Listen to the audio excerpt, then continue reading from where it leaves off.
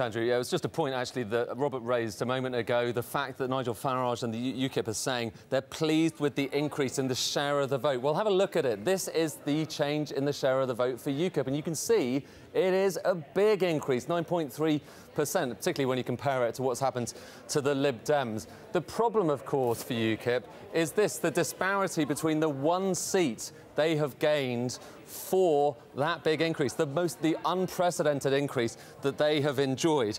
Let's have a look at just one other thing, which is the number of seats. Actually, I'll show you quickly two things. First of all, these are the targets that they were aiming for. There's always got to be one more thing. These are the targets that UKIP were aiming for.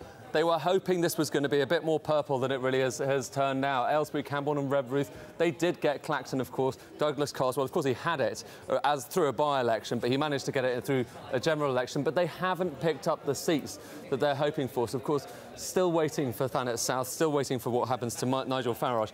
But here's the key point. They haven't necessarily converted those votes into seats in the House of Commons. Of course, we have a first-past-the-post system.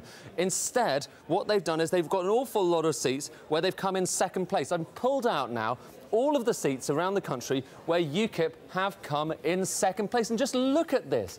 Previous to this general election, they hadn't come in second place anywhere. But as of now, they were the runners-up in all of these seats around the country, to Labour, to the Conservatives. Now, that has caused chaos with the rest of the results because it's disrupted what you'd normally expect to swing across from Labour to the Conservatives.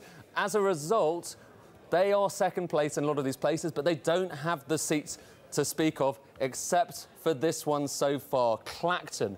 Can they add to that? Can Nigel Farage add to it? It's going to be tight for them, and they have, in a sense, fallen victim to the first-past-the-post system.